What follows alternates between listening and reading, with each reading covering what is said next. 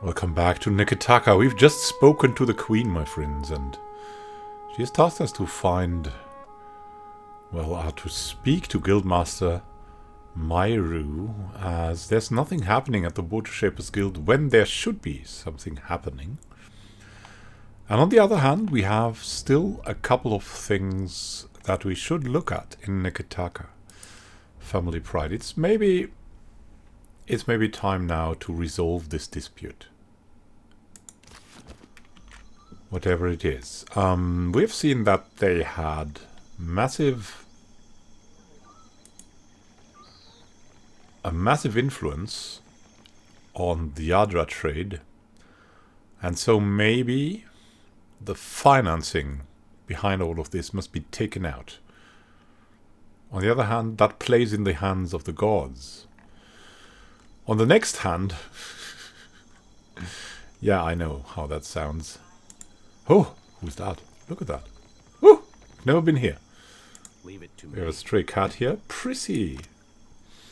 15% more healing done. Yeah, on the next hand... let's speak to Gerard Calder first. You find a young man with a long blonde hair drawn back in a simple club. His clothes are spare but well-tailored, and his armor, a fine brigandine in blue and silver, is polished with shine.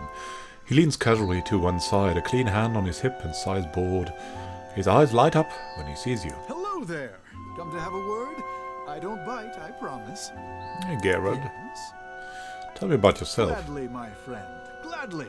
And how kind of you to ask. He clears his throat with a theatrical wave of his hand. I am the youngest son of a noble house. Now, don't make that face. Poor, desperate fool, you must be thinking. Well, waste not your sympathies on me. All right, nothing wasted. Truly, I consider it a boon rather than a punishment. All the comfort and none of the responsibility. What's not to like about that? What are you doing in the Deadfire then? What else brings faraway travelers to the archipelago? Adventure. I've nursed a great love for heroic tales since my boyhood. As I was loafing about my father's estate, I thought, well, Gervard, isn't it time you made a name for yourself as well? So here I am. And though I dare say I'm little use in a fistfight, I can do a fair bit of magic and draw a lovely map. So I've taken to charting the interior wilderness of the Deadfire's larger islands. That sounds dangerous in its own right. Ah, but it's worth it for the stories I'll one day have to tell. But truly, if I could only inspire others as I myself have been inspired by those old tales, why, it would be marvelous. Anyway, enough of my prattling. Surely you've other things to do. Can you teach me what you've learned in your adventures? Oh, it would be my absolute pleasure. For a price, of course. 3,000 copper? Yeah, here we Very go. well. He pockets the money with an easy smile. He pulls a collection of small maps from his pack and tells you the stories of the islands as he understands them. Who has lived there, and for how long, what beasts haunt their shadowed glades. Then he takes out his grimoire and shares some unusual magic knowledge he's picked up in his travels. At last, he stuffs the maps away, closes his grimoire with a snap, and bids you farewell. Gerard's training. Very nice. I didn't know you could get there. But well, we'll take it. So, yeah, it's maybe good to take someone out. The financing for all of this. Even though the gods would want it to happen that way.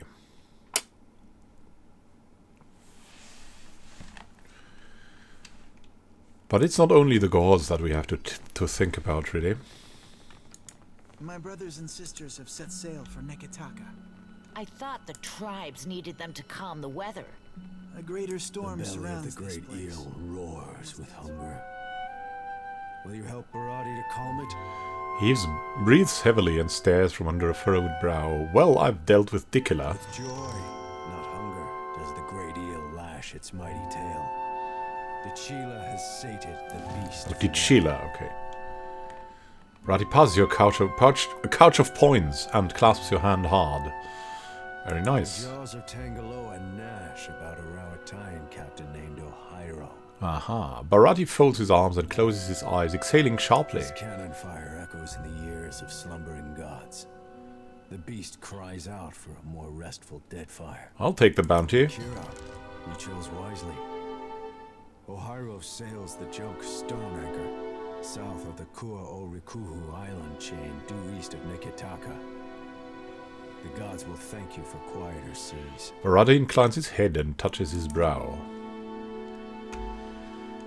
Yeah, well, that's nice. That's really nice. Outsiders do not trample us first. The Green God will surely do it for them. The Green God. Speak this Mira's way, blessing. love. A little bit more Kahanga Palace. I don't know. There's a courtier here. I've heard of some unsavory business down in the Gullet. Can the guards do nothing? Yeah, I don't know.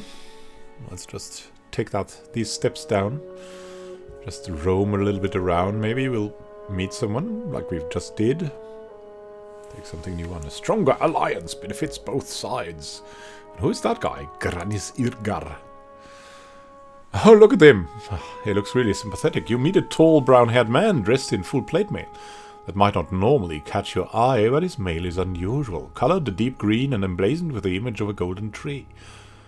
Hand on the pommel of his sword, he watches the crowd go by with keen eyes. Relaxed yet fully alert, he narrows his eyes when he spots you. What do you need of me? He looks at you warily, as if deciding whether you are a snake that might bite. Well? Tell me about yourself. He is initially hesitant, unsure of your intent. Eyes narrowed, he sizes you up, then nods. Interesting armor you have there. I suppose it is.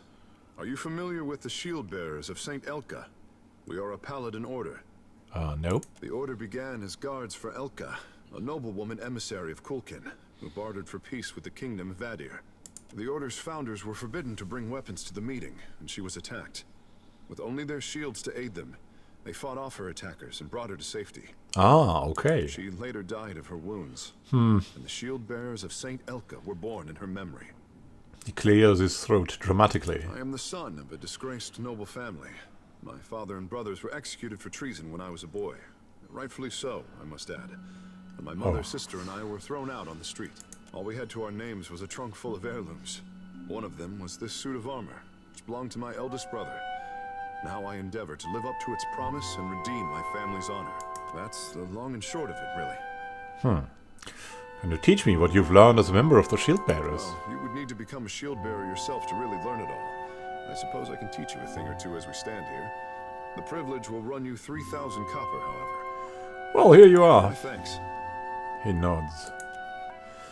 He lays 2 heavy sandbags on your shoulders and runs you through a series of drills designed to increase your strength and agility while dressed in full plate mail. Confident you've learned enough to continue training on your own, he gives you a hearty clap on the shoulder and wishes you well on your journey. Granis training. Nice. Getting the trainings here, right? Bet your presence is a favorable omen. Yeah. We should talk to the prince again. He was always so interesting. Do not leave me in suspense, I say. Have you found Matario Cozy?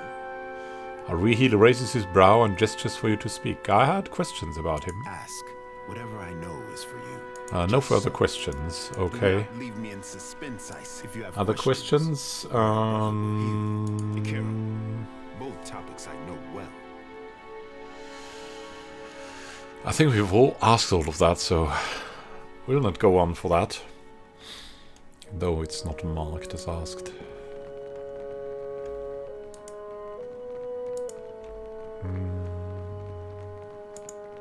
You're welcome among us. Good. A Tipu. Hey there. Sun-scarred Huana glances up from the rumpled sheet of parchment in his hands and regards you with unease. He looks up at you and swallows. A Tepu, drawer of maps. I have nothing to sell unless you are needing something else. He clears his throat and rolls up the parchment with a quick spin of his palms. You're the cartographer who discovered Matario Cozy, correct? What I discovered remains to be seen. Cautious smile spreads across his lips. The Sanctuary Isles were thought to be lost beneath the waves. If I stumbled upon one, I can think of worse finds to credit my name. Tell me about these Sanctuary Isles. Our ancestors marked off specific islands across Deadfire as rallying points in case a great misfortune split up the tribes. Even they could not have guessed how important the Isles would become. Some thousands of years ago, volcanoes, storms, and quakes shook the archipelago. Any one of those do happen, but never with such ferocity, or all at once. The Huana survived by taking shelter on the Sanctuary Isles to save our society, and not just any one tribe. Since those days, we have not found any of the old Sanctuary Isles. Ngati took some beneath the waves, taking whole tribes with her. Others were lost to time and forgetfulness. I am told that the Wahaki are protective toward the Isles, but that is their business. Atipu shrugs. Maybe we'll have that conversation with the prince still. How did you make the I discovery? was surveying the waters around an atoll when a storm dragged my ship off course. The waters were unknown to me. When a green fleck appeared in my spyglass, I unfurled my sail. The shore twisted around itself, confusing even this old navigator until I found myself at the center. I did not make it far up the beach before I spotted signs of habitation. Marking my coordinates and orienting myself by the evening sky, I made for NEKETAKA to tell the crown of my findings. So you mentioned that entire tribes were lost. My goodness. The Deadfire was broken. The lives lost could not be counted. And more has been forgotten than may ever be remembered. Imagine how much history we lost in a single year, much less the millennia that followed. Whatever our people hoped for themselves, we may never know if we got it right or wrong. If I was venturing to this island, what might I find then? Our ancestors marked off specific islands across Deadfire as rallying points. Oh yeah, I knew that, Thousands of okay. years ago. Volcanoes, storms. The Huana survived by taking shelter on the Sanctuary To save our Isles. society. Since those days, we have not found any of them. I am told that the Wahaki are protective toward the Isles. Okay, That is their and other business. questions? If we must. You must have seen much on your travels. Ever found a sign of Ukaizo? Just hearing the word causes him to perk up at attention, though his lips press together at the slant. There is not a Huana in all of the Deadfire who does not take to the open water hoping to catch a glimpse of the lost Ukaizo. He sighs. If I could walk the beaches of our ancestors, take a fleeting glimpse of what they left behind, mine would be a life well lived. And what would you hope to find in this legendary The place? same thing we all hope for. Answers to the long silence that precedes our history. Who we were could tell us who we are. But if I am being selfish, maps, charts. Our ancestors were keen explorers, and a roll of their parchment could teach us more than what we have gathered in the last century. So it's basically so that they've lost all their history. That's pretty crazy if you think about it. Like, so they are a people without history. I must talk to the prince. We have talked to a Tipu, I know.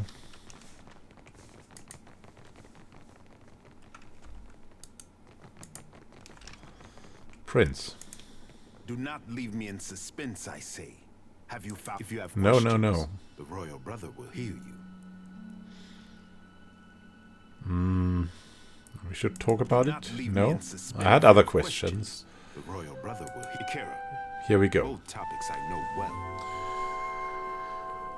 What do you think of your sister's rule? We agree on much, I say. The prosperity of the Huana, our burden to appease the gods. Harui clears his throat and cranes his neck to tell if anyone is eavesdropping. In the trading companies, Onikaza sees Woreka testing us, weighing who deserves the Isles. I see Ngate sending krakens of gold and iron against our ship, but arming us with a single harpoon. You don't seem to think much of the trading My companies. sister has mastered the diplomat's tongue, and I am foolish to give her frustrations a loud voice. He sheepishly scratches the back of his head. Kara, I pray every day that Ngati tests the outsiders against her tallest waves and longest serpents. So you and Onikaza represent the Kahanga then. Akira, as As the largest and most prosperous of the Deadfire tribes, the Kahanga have some authority to speak for the others. I say Onikaza and I are large stones in a tide pool, standing tall as the water rises to our necks. Oh, that's a bad situation, eh? How does the caste system work here? It is the same in the city as anywhere in the Deadfire. Mataru judge our souls at birth and organize us for the survival of the tribe. Ari pauses and frowns to himself. So, whoa, what a society. None that you would like to live in. Ari pauses and frowns to himself. I'm not the first to say it, but NEKETAKA has more walls than beaches, more roads than clearings, and more people than fish. Nowhere in the city does a Raparu sit around the same fire as a Mataru. NEKETAKA tests our traditions, I say. You speak like the city is aware. Don't you see that as a contradiction? What man or woman of the Isles does not? Ari chuckles and shakes his head. Our ancestors built this place. We are the hermit crab who occupies a fallen shell. It is for my sister and her priest to judge the fit. Ari shrugs, squinting up at the court's high ceiling. Yeah, we want to ask about the awareness again. I'm not the first to say it. Nowhere in the city does a Raparu sit around the You speak like the city is aware. You speak as if it is not. Ari raises his brow. And indeed, that's something. Why should a city not be aware? Right? I mean, it is an inhabited place. It is a small society. It could be a kind of an organism. Speak as if it is not. Ari raises his brow. Our ancestors built this place. Yeah, It okay. is for my sister and her priest to judge. I want to the know fate. more about My Ukaizo. sister would say that Ukaizo is the birth canal of the tribes, and we are destined to return and discover ourselves again. That's where all of it lies. Ask Onikaza if you would know more. She is the family historian. I am the family arsenal. All right, I mean, we've asked her already. Oh, look at that, what's going on there? Just seeing that, we haven't been there. What could be hidden here? I'll see it done. Ragged clothing! Ooh. All the precious stuff waiting for us here. Beautiful. I think we would decide what we would do from the closeness where we are to it. And there's something on the sacred stair we need to do.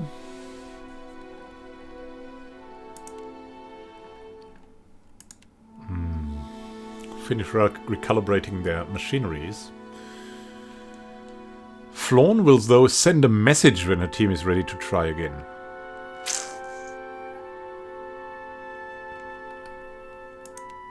And we could find Guildmaster Myro.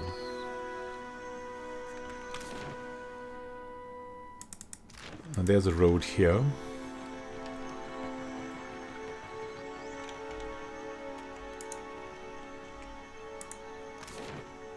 So we could go to Periki's Overlook. Or we could instantly go to the Sacred Stair.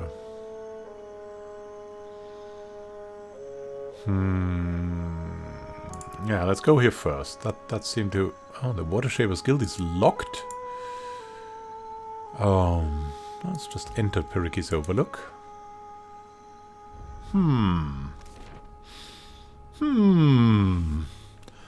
What does that mean?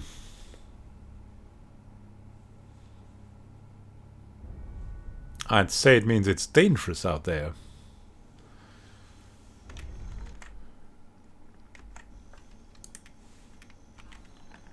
Let's see if we can find any signs of that. Of course we wouldn't know, right? But... So that is a good place for a cliffhanger, my friends. As I need to head to bed too. So let's enjoy this wonderful building here. say thank you for watching and happy gaming to you.